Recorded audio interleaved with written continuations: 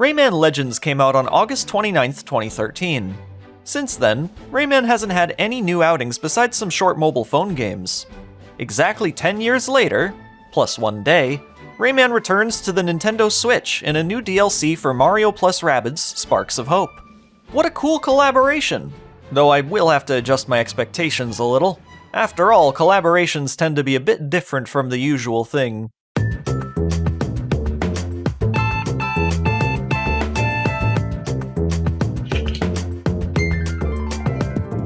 Today's the big day. I gotta call Denominator.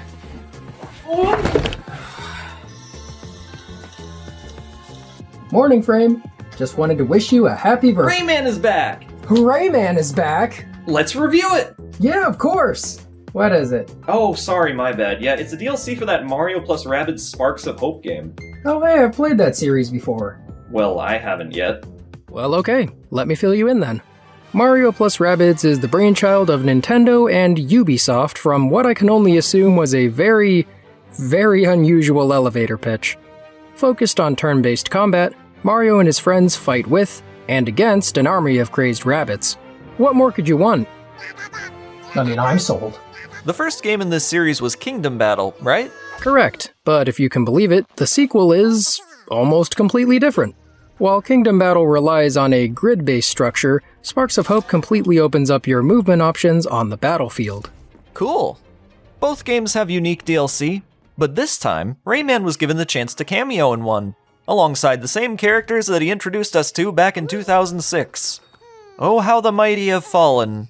I only have limited knowledge of the character, but I'm very familiar with Mario plus Rabbids.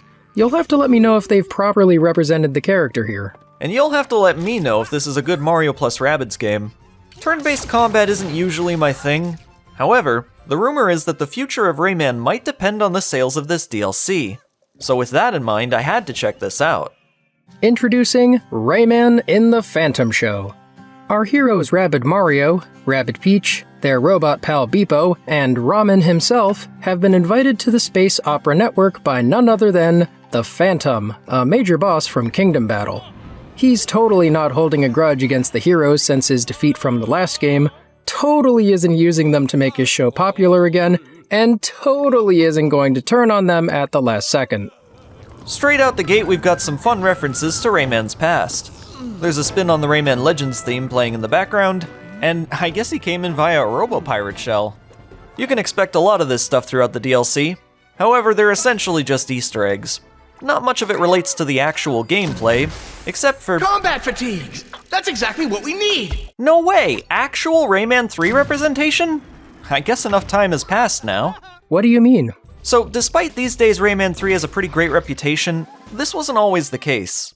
The tone and more linear level design had many consider it a step back compared to Rayman 2. Far from my opinion, I love Rayman 3, but I've heard this enough times to know that the initial reception was kinda mixed. What seemed to come as a result of this was very limited Rayman 3 representation in the series forthcoming. So that's where those two costume powers came from. Gotta say, Rayman's moveset here is surprisingly diverse. He'd certainly do well in Super Smash Bros. God knows we've tried. Why is Rayman making so many sounds? Yeah, Rayman sure is vocal this time around, at least in combat. Seems like he's trying to match the frenetic energy of the Mario plus Rabbids cast. I think David Gassman has done a stellar job voicing Rayman again 20 years later. While there's a fair bit of dialogue in this game, most of what you'll be hearing are one-liners. Exchanges between characters are usually done with subtitles. Yeah, just like in the main game, Beepo is the only fully voiced character. Of course the comic relief character steals the show. I mean, he is the dramatic thespian of the group. He belongs in an opera more than anyone else here. So the DLC starts with a mini platforming adventure. I'm guessing this is pretty similar to what you'd find in the base game? Yep, although punching is a first.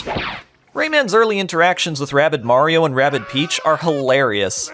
You just can't help but feel bad for the guy, clearly still recovering from the Raving Rabbids days. I'm really glad that they pursued continuity here. Rayman is well aware of the Rabbids, but also shocked at how much has changed since then. I mean, Rabbids have become heroes? They've made good use of Rayman's fists here, being able to break open boxes and grab items from far away. A few times they'll make you do this while hovering with Rayman's helicopter hair, while the Rabbid heroes hold on to your sneakers for dear life. These moments of platforming are pretty much the closest you're gonna get to the feeling of actually playing a Rayman game. Just a heads up if that's what you're here for. Regarding the turn-based combat, it's high quality through and through. From experience, I don't have much to compare it with, but what I can say is that they've fleshed out Rayman's combat fatigues perfectly. In Rayman 3, these gave the player one unique ability. In this DLC, they're responsible for a variety of special attacks. My favorite has to be Rayman riding atop a giant shock rocket, knocking enemies off their feet, and often launching them straight into a bottomless pit. It's remarkably satisfying, as is the entire moveset, really. I got a lot of mileage out of the rocket too. You're gonna need it if you play on demanding difficulty. I had to retry quite a few battles because of bad strategy or poor choice of sparks, which only the Rabbids can equip. Speaking of which, there's an invaluable one exclusive to the DLC that spawns a weaker clone of your hero. Stunt doubles they're called, right? Yeah, without those, I would have lost several battles. Whoever came up with these plum turrets, magnificent idea. Turrets! Let machines do the work! Did they just say... The activation of these will show an exclusive cutscene, and honestly, I love the energy they've put into these. Seeing Rayman with such flair in 2023, it's a beautiful thing. I've got to compliment the presentation here in general. More music from Grant Kirkhope can only be a good thing, and he and the sound team did an amazing job representing Rayman and the Rabbids' many music styles. I'm also a major fan of the animations in these two games, and the DLC does not disappoint in that regard. Rayman's squash and stretch animation style from Origins translates perfectly into 3D in my opinion. Speaking of which, Frame, how about that new design for Rayman, huh? Look at those eyebrows. For his first reveal, I wasn't too sure about it, but at this point, I'm sold. His design seems to be based on Rayman 3's, with modern touch-ups of course. Rayman's personality, judging by the few instances shown in the game, feels to be a matured version of his former self. You could say that edgy New Millennia influence has run its course. They've made sure to give Rayman tons of expression, which feels reminiscent of his presence in the UbiArt games. Thankfully, he's not running around like an energy drink addict this time. Rayman now feels like the perfect blend between all his appearances thus far. Fans rejoice, they did a good job here. And yes, the many references are fun to see. In particular, bringing purple lums into the game was a great idea. They allow the player to travel great distances in the battlefield without having to wait a turn first. And that's, look, I'm not here to rant about the base game, but dear lord, waiting your turn even in fast-forward mode can take forever. Regarding Sparks of Hope itself, Dan, could you inform me of why the enemy Rabbids look, the way they do? Oh, that's simple. See, the Mario Rabbids universe was made from this girl's VR headset merging the Rabbids and the Mushroom Kingdom in the first game, which also created a mega bug that was defeated, except it wasn't, because the remains drifted through the cosmos until it became Cursa, the antagonist of Sparks of Hope, who created brand new enemies from a substance called Dark Mist that look like Rabbids but also have Mario attributes. Alright, well, thanks for clearing that up. You know, pretty standard stuff. Now you tell me if that eggplant joke is a recurring thing or not. It's not. My guess is they wanted to add modern humor to the character. Or for all we know, it could have been an inside joke. Or they wanted to give the Phantom some new roasting material. Yeah, obvious spoiler alert, but it turns out he wanted revenge all along, and just like last time, he has some self-inserted complaints about all the heroes. In song form. This leads to a wonderful 3-part battle, with some of my favorite music tracks in the game. Gotta be honest though, while I love the references in the Phantom's new diss track, they sting a lot more here than they do when they're directed at the ever-popular Mario. I mean, second fiddle to the Rabbids. Yeesh, that's painful. His digs at Rayman were pretty accurate, although there are some I'm clueless about. Even your friendship with Globox gets weaker. Is that true?